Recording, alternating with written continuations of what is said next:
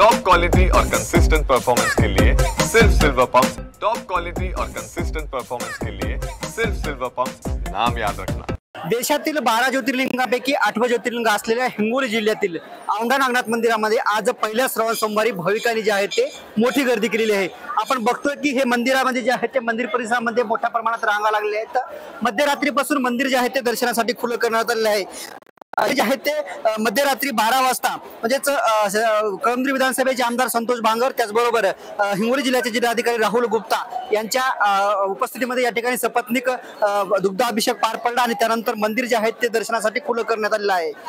जवळपास मध्यरात्री 2 पासून जे आहे ते या परिसरामध्ये भाविकांनी दर्शनासाठी गर्दी केलेली आहे। राज्यातीलच नव्हे तर देशातील विविध कानाकोपऱ्यातून या ठिकाणी दर्शनासाठी लोक जे आहेत ते औंढा नागनाथ मंदिरामध्ये येत आहेत। आपण बघतोय की आज दिवसभरामध्ये हजारो भाविक या दर्शनासाठी दाखल होणार असल्याचं या ठिकाणी सांगण्यात प्रशासनाकडून संस्था प्रशासनाकडून सांगण्यात आलेलं आहे। त्यामुळे या ठिकाणी जे आहे ते मध्यरात्रीपासूनच भाविकांच्या मोठ्या रांगा लागलेल्या आहेत आणि मंदिर शेवटच्या भाविकाचं दर्शन होईपर्यंत खुलं राहणार असल्याचंही संस्थांच्या वतीने सांगण्यात आलेलं आहे। कॅमेरामॅन ज्ञानेश्वर वानखेडेसह मी रमेश चेंडके, TV9 मराठी, हिंगोली।